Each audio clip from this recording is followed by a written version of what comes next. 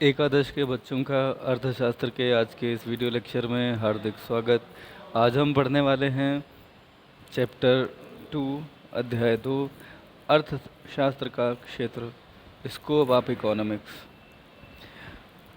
अर्थशास्त्र की परिभाषा के संबंध में जिस प्रकार अनेक अर्थशास्त्री अलग अलग मत के हैं, उसी तरह से अर्थशास्त्र का क्षेत्र जो है वह भी अर्थशास्त्रियों के विचारों की भिन्नता से भरा पड़ा है।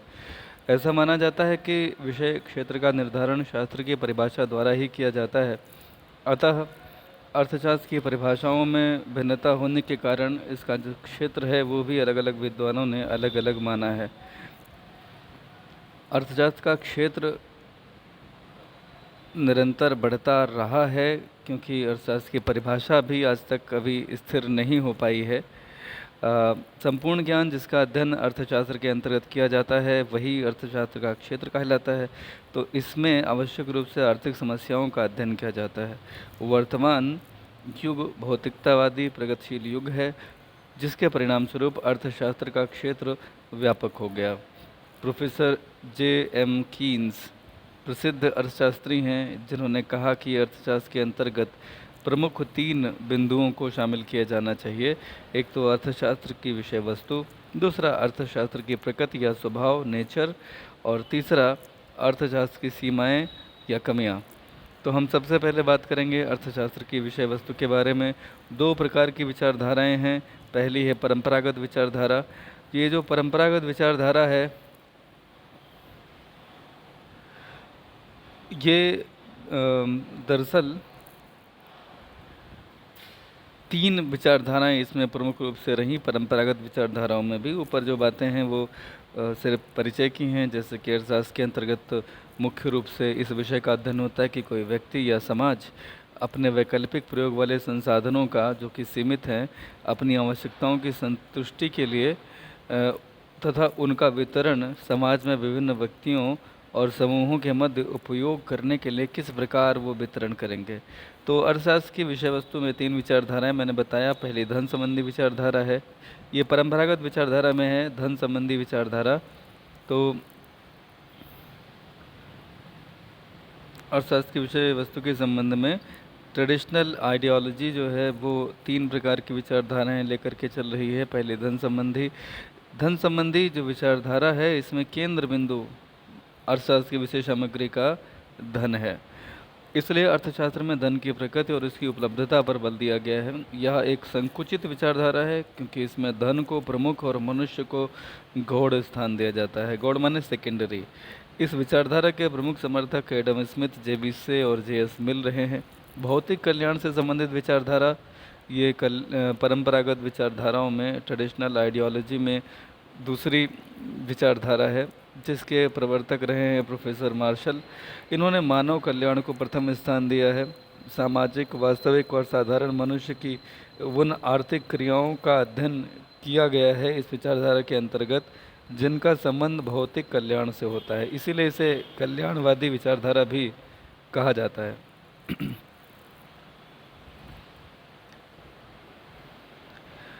तो हम आगे बढ़ते हैं।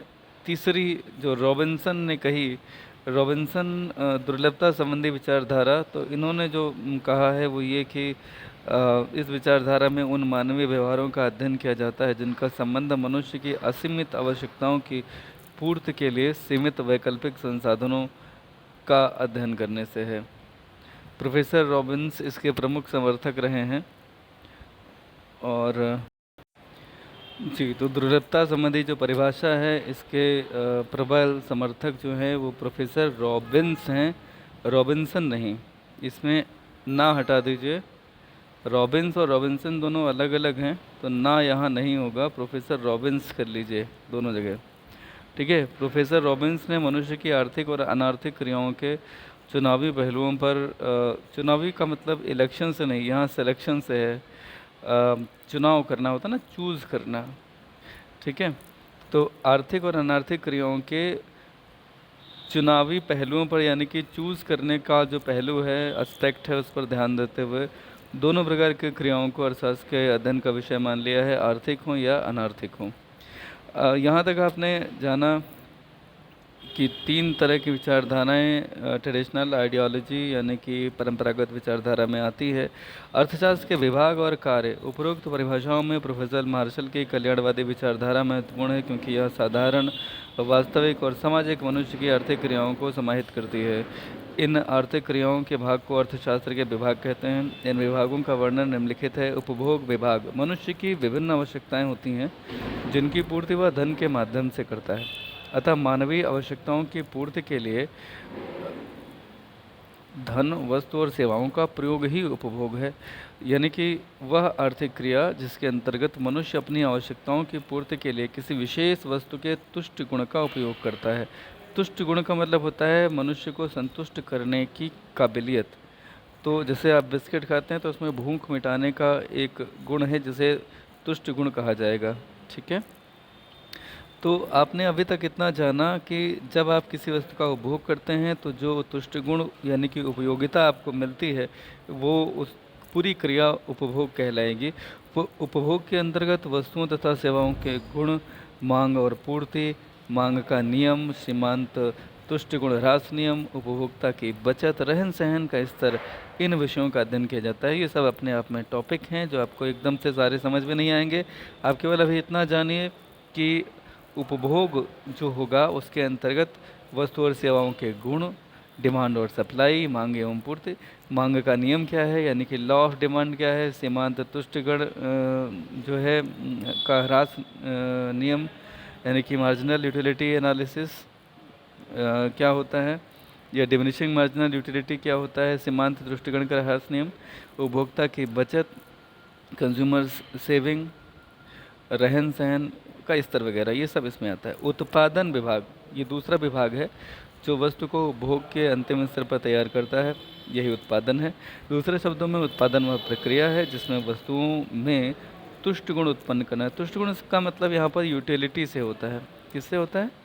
उपयोगिता या यूटिलिटी। ठीक है, ये होता है आपका तुष्ट गुण। ठीक है, तो उत्पादन क्या है? वह प्रक्रिया जिसमें वस्तुओं में तुष्ट गुण उत्पन्न करके उसे उपभोग योग्य बनाया जाता है। उत्पादन के अंतर्गत उत्पादक के विभिन्न कारक भूमि, श्रम, पूंजी, संगठन व उद्यम, यानी कि ये उत्पादन के कारक हैं।